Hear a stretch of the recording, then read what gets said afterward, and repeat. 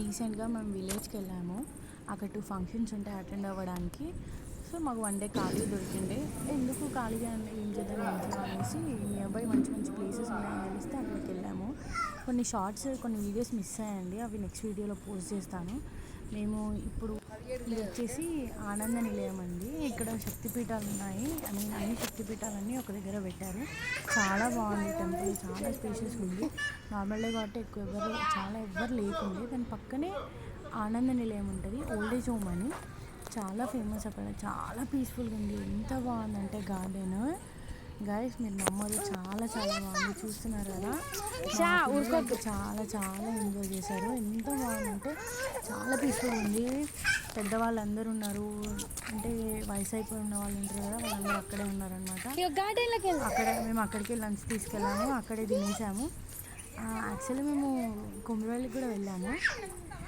ఆ వీడియోస్ నేను తీయలేదు, ఇవి తీసాను, ఇవి పోస్ట్ చేస్తున్నాను. ఈ ప్లేస్ మాత్రం సూపర్ ఉంది. కొమరవెల్లికి హార్డ్లీ ఒక 6 to 7 kilometers దగ్గరలోనే ఉందండి ఇది. ఎవరైనా అటు వెళ్తే ఖచ్చితంగా విజిట్ చేయండి. అండ్ నెక్స్ట్ మేము దుబ్బాక సైడ్ వెళ్ళాము. అక్కడ బాలాజీ టెంపుల్ చాలా ఫేమస్ అయిందంటే, ఇక్కడ మనకి స్వర్ణగిరి ఎలా ఫేమస్ అయిందో అక్కడ బాలాజీ టెంపుల్ ఇది కూడా సూపర్ ఉంది. చాలా బాగుంది టెంపుల్. వీక్డేనే కాబట్టి ఎవరెక్కువ రష్ లేకుండా. నెక్స్ట్ మేము ప్లేస్ అయితే వెళ్ళాలని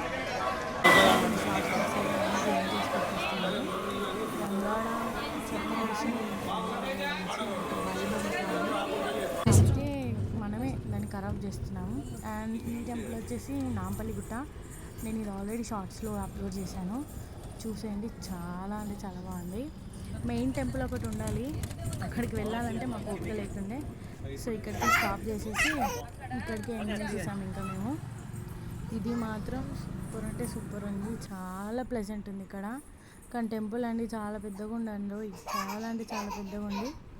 యూల్ ఎంజాయ్.